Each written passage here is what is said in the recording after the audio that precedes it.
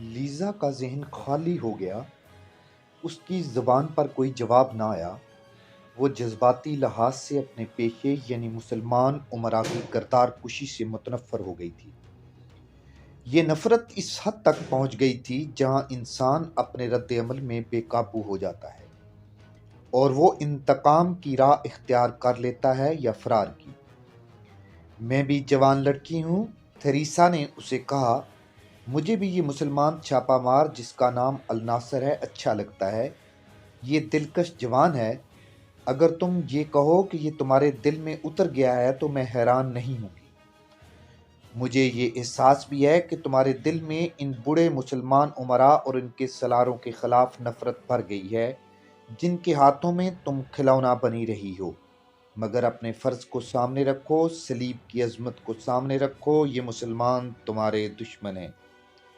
نہیں Theresa, Lisa نے پریشان لہجے میں کہا، مجھے اس کے ساتھ وہ دلچسپی نہیں جو تم سمجھ رہی ہو۔ پھر اس کے پاس کیوں آ بیٹھی تھی؟ میں اچھی طرح بیان نہیں کر سکتی، لیزا نے اکتائے ہوئے لہجے میں جواب دیا۔ معلوم نہیں ذہن میں کیا آیا تھا کہ میں اس کے پاس آ بیٹھی۔ اس کے ساتھ کیا باتیں ہوئیں؟ کوئی خاص بات نہیں، لیزا نے کہا۔ تم اپنے فرض میں کوتاہی کر رہی ہو، تھریسا نے کہا۔ یہ غداری بھی ہے جس کی سزا موت ہے۔ لیکن سن لو تھریسا، لیزا نے کہا، میں اس بوڑھے شیخ سنان کے پاس اکیلی نہیں جاؤں گی۔ اگر اس نے زبردستی کی تو اسے یا اپنے آپ کو ختم کر لوں گی۔ تھریسا تو پتھر بن چکی تھی۔ وہ خوبصورت پتھر تھی جس کا رنگ اور جس کی چمک ہر کسی کے دل کو بھاتی ہے اور جسے ہر کوئی اپنی ملکیت میں رکھنا چاہتا ہے، لیکن پتھر کی اپنی کوئی پسند ناپسند نہیں ہوتی۔ لیزا ابھی اس مقام سے بہت دور تھی جہاں عورت اپنے جذبات، اپنی محبت اور نفرت سے دستبردار ہو جایا کرتی ہے۔ تھریسا نے اسے کہا، مجھے بالکل اندازہ نہیں تھا کہ تم اتنی زیادہ جذباتی ہو جاؤ گی، ورنہ ہم یہاں نہ آتی۔ مگر یہی ایک قلعہ تھا جو قریب تھا۔ تریپولی تک ہمارا پہنچنا ممکن نہیں تھا۔ میں نے تم سے وعدہ کیا ہے کہ شیخ سنان سے تمہیں بچانے کی پوری کوشش کروں گی اور یہاں سے جلدی نکلنے کی بھی کوئی صورت پیدا کر لوں گی۔ تم اپنے قیدی میں اتنی دلچسپی کا مظاہرہ نہ کرو۔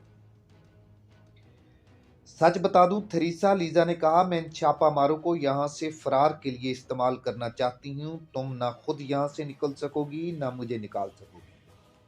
یہ چھاپا مار ہیں جن کی بہادری کی میں نے حیران کن کہانیاں سن رکھی ہیں۔ انہیں اگر ذرا سا بھی موقع فراہم کیا گیا تو یہ فرار ہو جائیں گے اور مجھے اور تمہیں بھی ساتھ لے جائیں گے۔ اس کے سوا اور کوئی طریقہ نہیں۔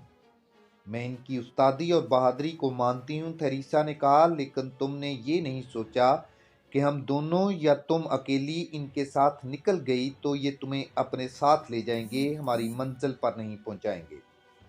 جھوٹے سہارے تلاش کرنے کی کوشش نہ کرو۔ اور سنو، تھریسا نے کہا، نہا لو، کپڑے بدل لو، آج رات کے کھانے پر شیخ سنان نے ہمیں مدعو کیا ہے۔ میں تمہیں بتاؤں گی اس کے تحت تمہارا سلوک اور رویہ کیسا ہوگا۔ اس پر ظاہر کرنا ہے کہ تم اسے ناپسند نہیں کرتی اور اس سے بھاگنے کی بھی نہیں سوچو گی۔ مجھے ابھی ابھی معلوم ہوا ہے کہ ہرن کا خود مختار مسلمان حاکم گمشتگین بھی آیا ہوا ہے۔ تمہیں اچھی طرح معلوم ہے کہ گمشتگین صلاح الدین ایوبی کا سب سے بڑا دشمن ہے۔ اسے اپنا دوست سمجھنا۔ ہم نے بڑی مشکل سے ان مسلمان حکمرانوں کو اپنے ہاتھ میں لیا اور انہیں ایوبی کے خلاف لڑا رہے ہیں۔